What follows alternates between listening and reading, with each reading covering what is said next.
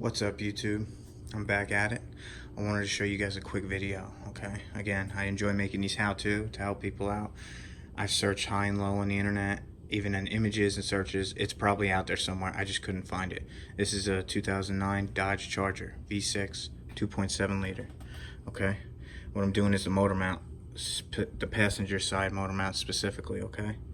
Now, there's no videos. There's a guy with a red Charger on here that does the, he shows you what tools you need to get it off and stuff, but he doesn't show you how to actually take it out of the car. And that's a Hemi. This is, obviously a smaller motor.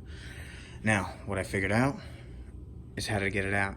Okay, initially I started taking off the alternator. Figured I'd move the alternator forward just a little bit and pull it out. Well, I busted my finger. Literally, my whole fingernail's purple. I completely smashed it. Couldn't get the last bolt out of it. It started stripping, so I just left it alone. I hope this alternator stays good for a while, because if not, it's going to be a SOB getting it out and replacing it. Anyways, let's move on. So when you're doing your motor mounts, obviously the passenger side, you're going to take your wheel off, etc. Alright, and now this is where you're going to see your motor mount sits right here. Okay, as you can see, here's the, where is it? Anyways, that's where it mounts, right up in here.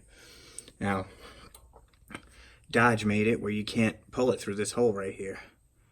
Unfortunately, I tried for about an hour. I could not get it out, no matter how hard it's pushing against that brake cable. And even if that brake cable is out of the way, which I was thinking about taking the bolt off, moving it, and pulling it out, it's not going to work. Then I thought maybe I'll just drop the subframe. No way, that's too much work. All you have to do, okay? I heard someone say something about the oil filter, remove the oil filter, and you can get it out that way. I just did a quick, I pushed it over towards the alternator inside there. I pushed it over towards the oil filter to see if it would wiggle out underneath it from there. It's not going to happen. I don't see it happen. And maybe it will happen for you guys, but you're going to be doing an oil change if you do that, or at least, draining your oil and re-putting it back in. Too much of a freaking hassle. Don't be mean, be stupid. Work smarter, not harder. What you're going to have to do is just jack up the engine. As you can see, I put a piece of wood under it. It is on the oil pan. I know it's a cringy moment, like, oh my god, you bend it, you break it, etc.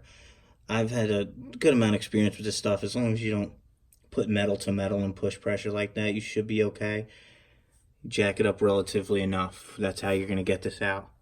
If you look in there, you can see the head, roll the bottom end of the motor in there. Dark, nasty, goopy stuff. That's the bottom end.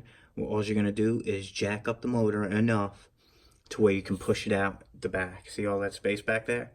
There's the subframe comes through here. The subframe comes through here. You're going to push it out on that side, on the left side, not this right side. There's going to be like transmission cooler hoses over here on this side, as you can see.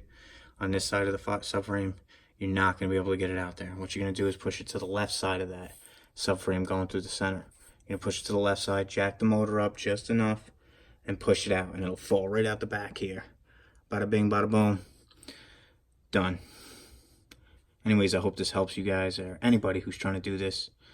If you have any questions, feel free to leave them down in the comment section, and I will help you as best as I can. My notifications are on, so I will see it relatively within an hour or two. Alright? Hope this helped you guys. Alright, thanks.